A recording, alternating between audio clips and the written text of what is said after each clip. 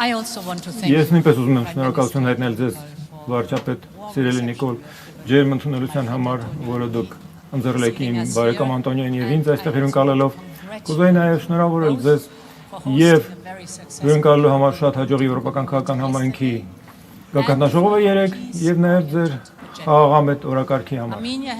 Հայաստանը վաղուց արժեքավոր անդամ է ընդլայնված եվրոպական ընտանիքի։ Ձեր խաղաղ Թավշյա հեղափոխությունը 2018 թվականին ի ցույց դրեց ձեր երկրի հանձնառությունը եվրոպական արժեհամակարգին, ժողովրդավարությանը, այսինքն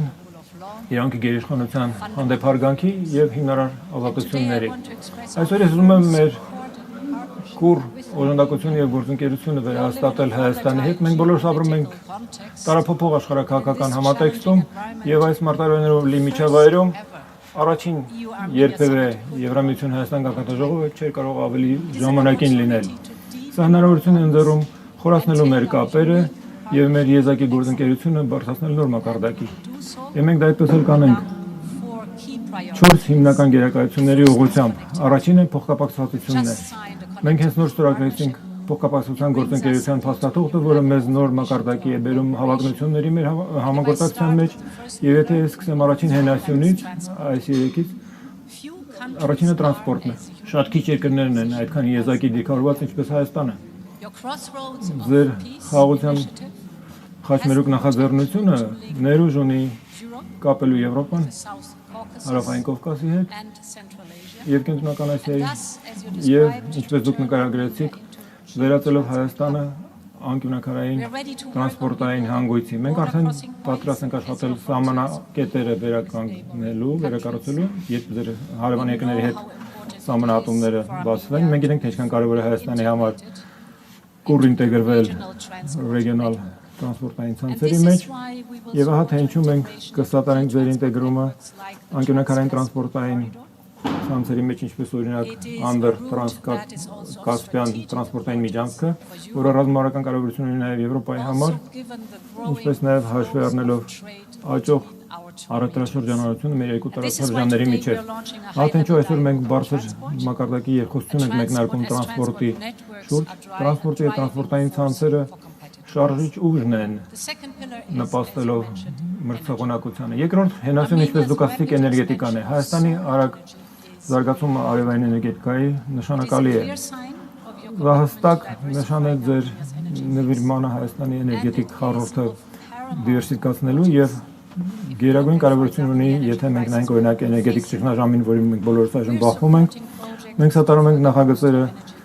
խթանելու ձեր էներգետիկ անվտանգությունը, մասնավորապես հաշվի առնելով թանկարժեք վերականգնվող ռեսուրսները, որոնք դուք նկարագրեցիք։ Սա արդեն ներառնում է 25 միլիոն եվրոյի Կովկասյան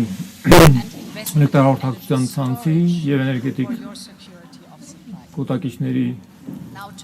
կառուցմանը, ապավելու ձեր մատակարարման անվտանգությունը։ Երրորդ հենասյունը թվանշայինը Հայաստանը ապշեցուցիչ նոր ծագող ԱԲ եւ ինժեներական էկոհամակարգ ունի։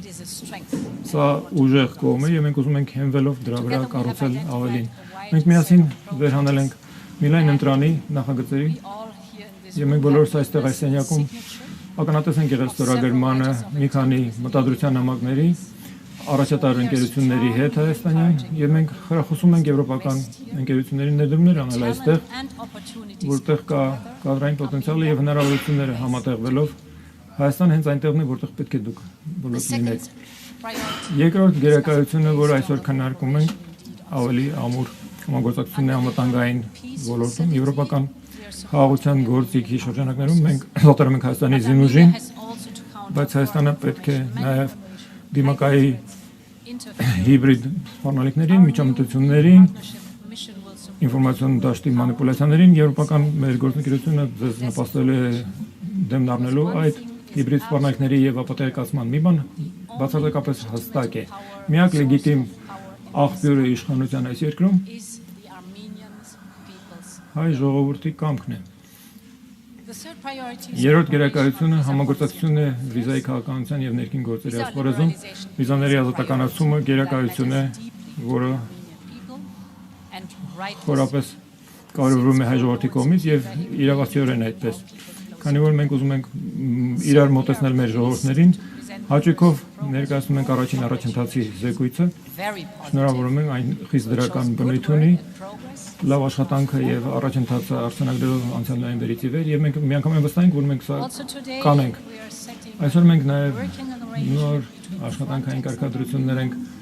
հաստատում Frontex-ի եւ Հայաստանի միջև, այն կամրացնի համագործակցությունը սահմանների կառավարման եւ միգրացիոն ոսկետի կառավարման ասպարեզում եւ վերջապես, բայց ոչ վերջին հերթին, չորրորդ գերակայությունը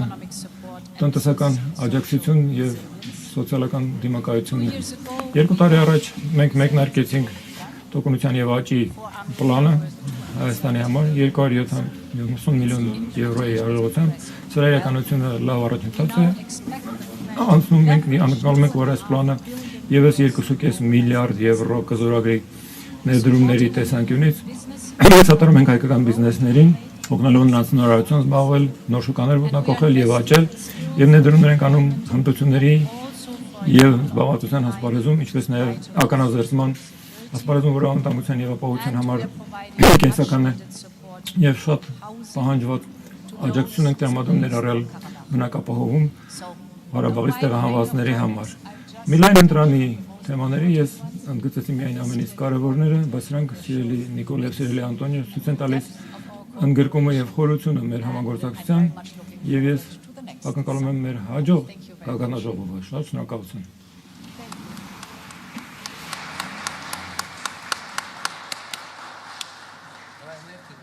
Yes.